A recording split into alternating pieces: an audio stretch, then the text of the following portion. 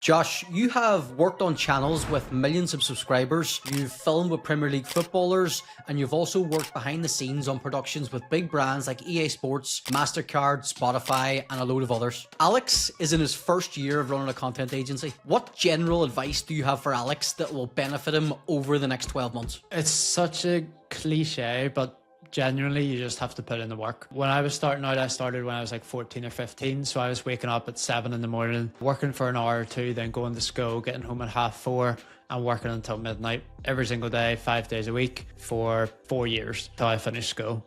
It's such a cliche, but it's so true. If I didn't put in the work, or if I went out partying with everyone else like they were doing when they were 16, I wouldn't be where I am today. So I think when you're starting from scratch and you're building the foundations, the number one thing you can do is just do the thing you want to do. Whether that's doing free work at the start. I remember creating thumbnails for YouTubers I wanted to work with, tagging them in on Twitter, hoping that they would reply. Sometimes it led to clients, sometimes it didn't, but regardless, it was getting my work out there and it was giving me experience, and it helped progress my business at the start. So even when you don't have clients, there's always work you can be doing. So if you have time to work, just work. And if you can narrow that down for Alex, like what specifically should he be doing, right? As in, like, if you've got a couple hours, what's the best use of his time in his first year? I think it's outreach. It's obviously a really, really common thing now, and that's not to say like outreach wasn't a thing when I started 8 years ago, but it certainly wasn't as common as it is now. There was no AI crawlers finding personalized info and cold emailing or DMing 1,000 people a day for you.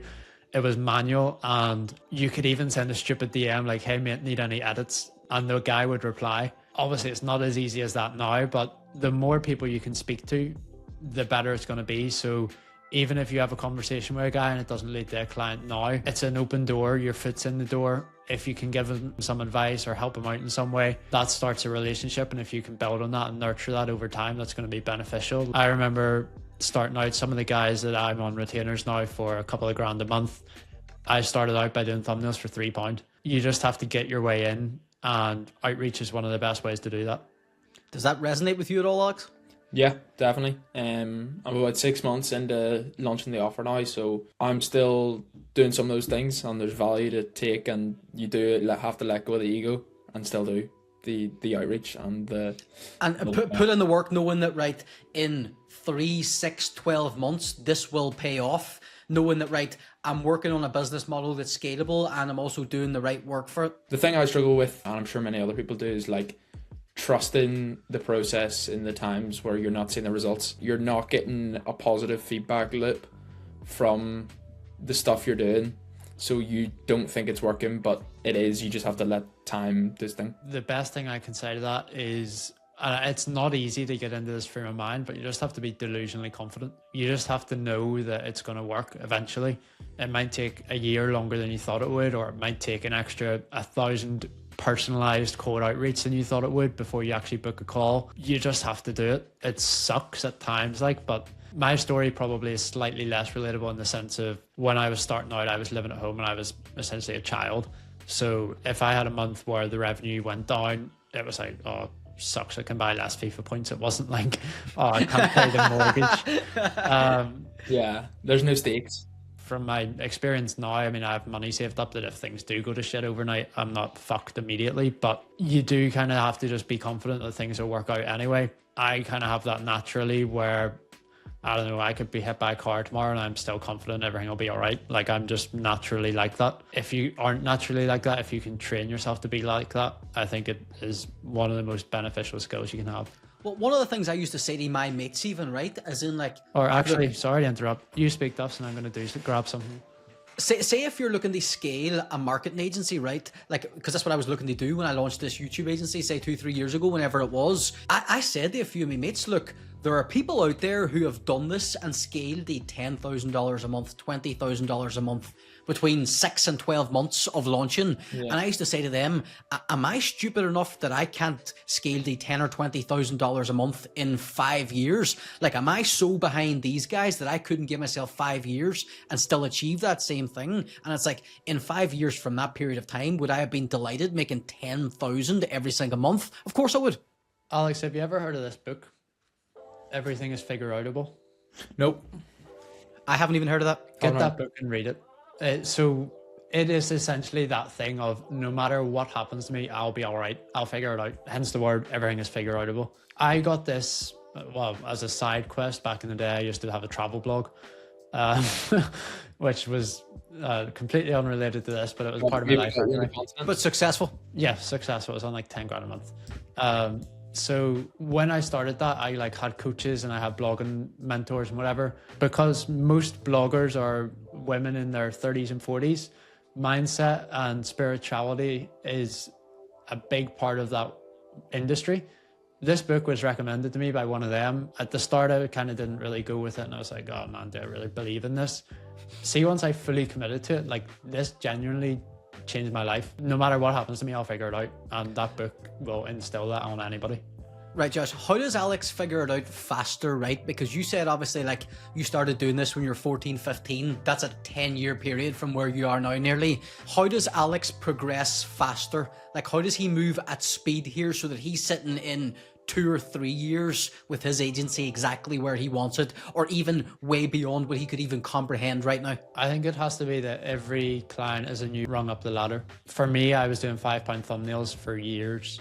Then one day I pushed it to £10 thumbnails, and then £15, then £20. But that was probably a 6 month or a year gap between every pay increase. Now, like once we started the agency, when we were starting that side of things, our first client, I think, was $2,000 a month for 4 YouTube videos. Signed them, delivered for them, was going well. Signed the next client, $2,500 a month.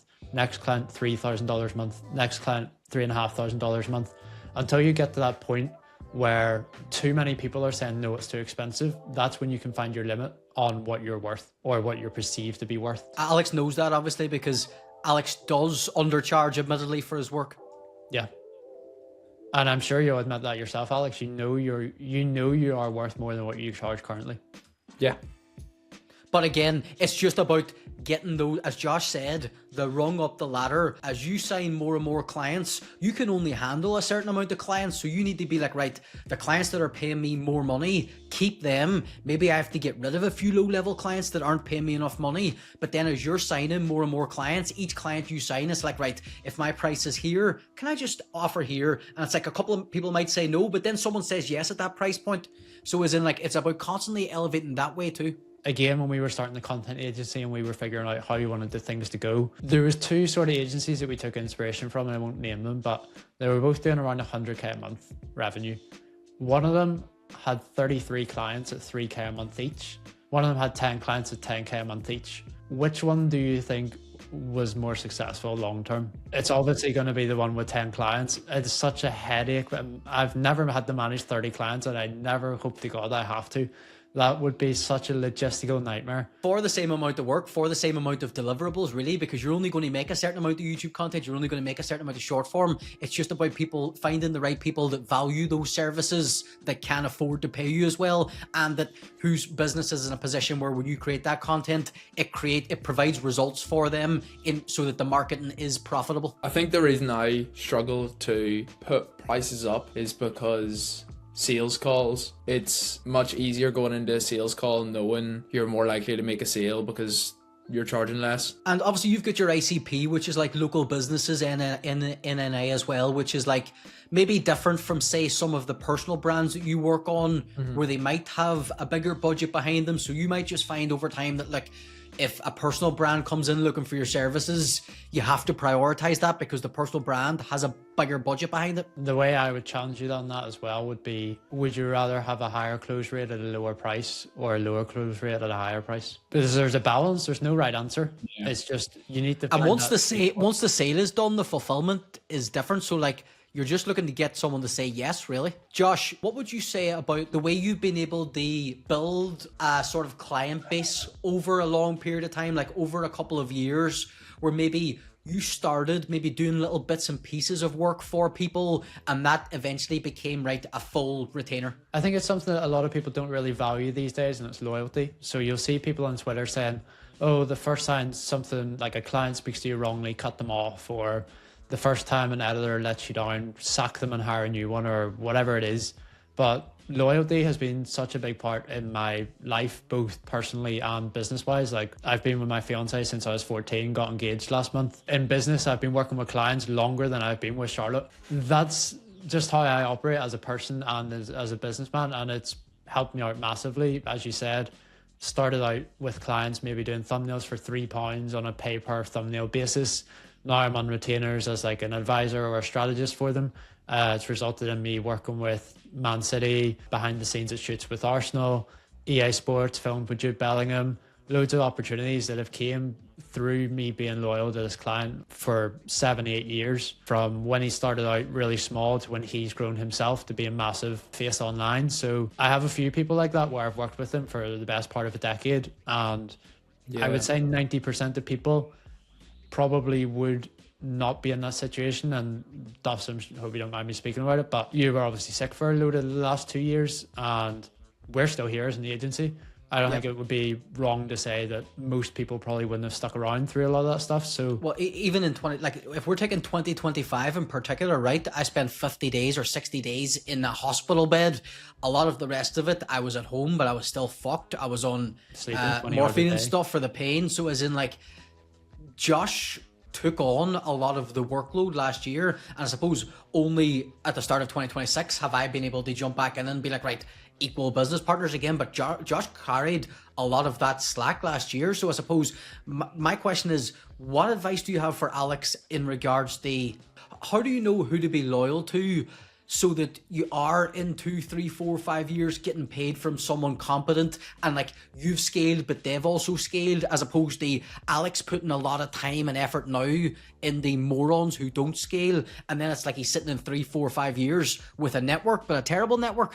And like I say that because I know Alex is doing a very good job of building his network, especially locally in NI. Like Alex knows more local influencers than we do. It's impossible to say that you'll never be loyal to the wrong person, but over time you'll just judge when your loyalty has run its course and whether it's someone you should continue to be loyal to. I know that kind of defeats the definition of it, but it's the best way I can explain it. So obviously there's a limit in how much I'll let someone get away with, and if they cross that line, that's it. It doesn't really make sense, but even though I am a loyal person, once you then cross that line, there isn't any going back with me. Yeah, you kind of just have to get burned to figure it out, as much as it sucks. There's no real way to... That's maybe where I'm at. I've not been burned yet, so I need to get burned. A question for you, Josh. One of my clients, like I've been working with him he's on his 3rd month now on monthly content packages. How do you go about increasing the investment into your services while keeping good loyalty with your customers? It's a great question, and it probably depends where your business is at. Like obviously you're at the start, so the prices that you had when you first started were, like, for lack of a better word, peanuts. If you were later in business, I would say personally, going back to the word loyalty, once someone's in at a price, they're grandfathered in at that price. So like I said earlier, our first client was $2,000, second one 2.5, third $3,000, so on and so forth. We didn't then go back and increase the price of the clients that we'd already signed. We honored them at the deal they initially came in with. For you, I wouldn't recommend that, because at that point you do turn into that agency that has 30 clients, but for a fraction of $100,000. It's not fun, and it is awkward. And I remember shitting myself before I sent messages and rewriting them 100 times, being like, trying to get the perfect wording. But if you're providing enough value, and as long as these people fit your ICP, which they do, and they have the budget for it, most people won't have an issue with the price increase. And even if they do, let's say this isn't your offers numbers, but let's say it is for ease sake. If you're charging $2,000 a month and you have 5 clients, you're at $10,000. If you then up your price to $3,000 per client and you lose 1 client, you're still at $12,000. Yeah. But maybe, I suppose, do you wait until you get a few higher paying clients, so you've got a bit of leverage there as well? So as in, like, your next, if you're sitting, then start to... If you've got 2 or 3 clients, Alex, say paying you $2,000, but you've got a previous client that was paying you $1,500, maybe it's at a point where, like, you're like, then you say to them, look, I've got 2 or 3 other clients paying me $2,000. If you invest a bit more into my services, I can do a couple of extra things for you. But I think we'll get a much better result out of it. So as in, like, if you're looking to increase the price, maybe you'll look to increase the deliverables as well, but just getting yourself a higher monthly chunk of revenue every month. But again, whenever these things work and provide a positive ROI for the offer, those guys are going to want to have you there as a marketer once it's working. So that's when maybe they start paying you as well more, where it's like you can justify your initial expense by being like, look, you're paying me $2,000 a month here, but the offer's doing 50,000. To use an example from our own agency, we started with a client where we were on a retainer for, I think it was 1,500 a month. We eventually negotiated to get in, I think it was $2,000 plus 15% rev share. But the reason we had the leverage to do that was because we scaled the guy's business from scratch to doing 30, 40K a month. So for us to take a small fraction of that wasn't very much to ask for, when the amount of money he made as a result of us was unbelievable. But that also meant that we were getting £5,000 or £6,000 a month from that client that had previously only paid us £1,500 a month. Yeah, rev share is an interesting one. Another question I have just from listening to that, like how did you at the start manage the balance between like fulfillment and sales at the same time? I probably did it wrong at the start because I was fully focused on fulfillment. Like I said, I've been doing this since I was like 14. I'm 23 now. I didn't outsource anything until probably the last 3 years. Until that point, it was all me working with 100 arms, trying to do everything at once for 100 different people. The main thing I would say to learn from that is outsource the fulfillment sooner. I don't mean outsource as in go on Fiverr and find some random guy and say jobs are good. And I mean, find good talent, bring them in-house, hire them, train them, improve them over time, get them up to the quality of you, ideally even better than you, pay them fairly, and then your time frees up for you to focus on sales. And then going back to what we've just talked about, when you're fully focused on sales, that's when you can then play around with the price, and then you can figure out your close rate and what price works and those kind of things. Yeah. But you're pretty much already there because I know you have at least 2 editors. So yeah, all freelance part-time though. Just I went with a really weird strategy of having one per client. I imagine that's going to be a bit of a headache if you continue with that. Yeah, no, like it's all right now, but let's say when you have 6 clients, you have 6 editors, that's just a pain. Yeah, especially when one could handle 3 clients probably. Again, going back to the word loyalty, I like being loyal to one guy. If I can give this guy a full-time income, I'm going to. Like, there was a time last year where we had an editor, I think he was actually working on 4 clients. We've scaled him back a bit now, just because it was getting a bit too much for him. But the guy's from Pakistan and he was making $2,000 a month. That's more than the top lawyers or the top doctors in his country, in his cities. So the guy was living such a good life. I just want to ask one final question, then I think we're done here. As you said, you didn't do a whole lot of outreach and you were focused on fulfillment for a long period of time. So like, your first 6 or 7 years in online business, say, as you previously said, loyalty was a big factor, and it was a big factor because you signed a couple of clients and then worked with them for prolonged periods of time. How does he use his network now to sign a couple of clients? Because Alex does know people who, like, Alex has bumped shoulders with people who could be interested in his services. How does he just put himself out there a wee bit more to show that, look, I'm open for work and I'm the guy that can do the thing that you guys need at a reduced rate because I'm only in my first 6 months, but know that in a year or 2, I'm hoping to charge more money for this? What I would recommend would be to use a combination of a few things we've spoken about now today. So one was outreach, and as you just mentioned, network. So I would combine the two. And rather than outreaching to random guys on a Dream 100 list you found on Twitter, go to your network and figure out who you know, and then figure out who they know. If you have a friend who knows a guy that you would want to sign as a client, ask him to put you in touch and say, I'll do you a video for free. No catch. Is if you know a guy and he's well connected with your ICP, the people you're looking to sign, ask the guy, do you know anyone that might be interested? Because for all you know, in the last month, he's had back and forth conversations with people about short form, and he's like, that guy will know, right?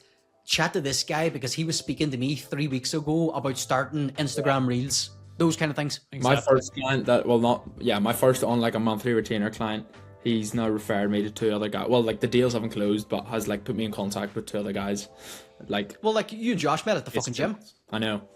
Yeah, exactly. Like I was saying to Alex before you joined Duffs, I met a guy at the gym this morning who's spoken about potentially getting me in for some videography for an upcoming fitness event. You genuinely never know who you're going to meet, but once you meet those guys and you've built that connection and you've known them for a couple of years, you shouldn't feel guilty about asking them to put you in touch with guys. Like, as you said there, people have referred you already, because if you do a good job, they're happy to give you more work. If I just got my room refurbished and the painter did a good job and one of my mates is looking for a painter, I want them to have a good job. I have a painter who did a good job. I'm going to put them in touch. The same thing applies to online business. Now, referrals obviously has the caveat in that it's not scalable to an extent, but at the start, it's one of the most powerful things you can do, in my opinion. Just one last thing, could I ask? How do you like scale those connections to like the point where you were doing like £3 thumbnails all the way up to working with like Spotify, EA Sports? Like, how does that trajectory move? Like, is that luck, or is it skill, or is it like a method? Well, I'll jump in here first of all before Josh speaks, because what it actually is Josh grew and they grew together over a prolonged period of time, so that like the businesses would have grown alongside him as well. Yeah, I think that's a fair way of putting it. Like, at the start, when I was doing those £3 thumbnails, would I have been capable of directing a shoot with professional footballers? Not a chance in the world. But the people that I was getting as clients weren't capable of that either. Going back to what we said about the rung on the ladder and taking a step up each time, with the price increases, the opportunities increase. With the opportunities increase, your skill has to increase, because if it doesn't, you're going to drop back down the rungs. It's a combination of skill and luck, I would say, because how was I to know that the guy with 100 followers on Twitter that asked me for a thumbnail would grow to having 100,000 followers on Twitter working with Man City? I had 100 clients like that back in the day that are now probably not even making content at all. It's just, I happened to get lucky at the right time. But as I said, the skills increased naturally alongside us, and I just chucked myself into the deep end, and it was either sink or float, and I've been lucky enough to float. But also you made advantage of all those opportunities as they came every time, right? So as in like, as the need for more skills was necessary, you leveled up your skills in order to fill roles that you couldn't have previously done. Yeah, exactly. I mean, I started out making FIFA edits on Instagram, then I started making FIFA thumbnails on Twitter for YouTubers. Then I started editing short form, then I started editing long form, then I started videography, then I started a content agency. Like, there's just a natural progression. And like at this point, you can come up with a full content strategy. You can come up with content ideas. You can package videos perfectly. You can write YouTube scripts, as in like 14-year-old £3 thumbnail designer was not piecing together these kind of things.